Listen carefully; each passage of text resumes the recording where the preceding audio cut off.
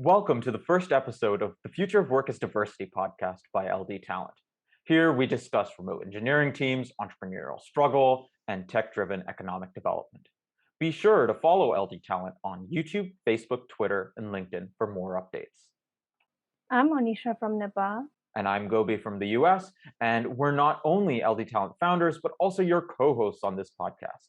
And so let's get started. Do you know that Africa and South Asia comprise half the world's population, and yet they only control 5% of the world's $350 trillion of wealth?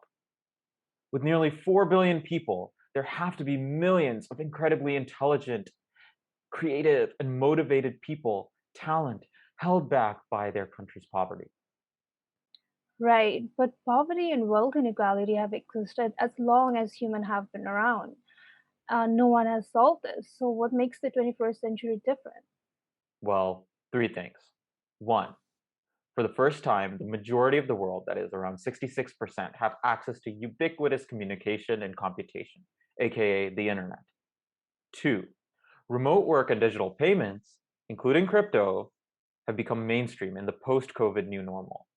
And three, search engines and massive online open courses have made high-quality knowledge and collaborations accessible to any human with internet.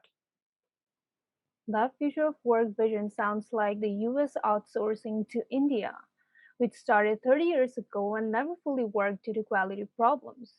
Despite equal access to internet, the education levels, communication norms, and expectations are just too different. So how's your idea better? Well, as Carol Dweck and Khan Academy say, anyone can learn anything with a growth mindset. And as Pablo Escobar said, everyone has their price. But what do you mean? Well, we can incentivize all those behaviors you're talking about. We can incentivize talent in developing, or rather, majority world countries like Nigeria, Nepal, Kenya, India, Uganda, and the Philippines to learn those deep technical skills, communicate professionally, and build a corporate America career without leaving their homes and any shortcoming they may have when compared with, say, the American worker. We can financially incentivize them to fix.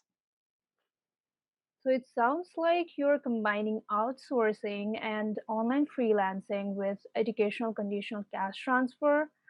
Well, educational conditional cash transfers, or CCTs, refer to when governments pay poor villagers in developing countries to send their kids to school. And development economics literature suggests that that works to an extent.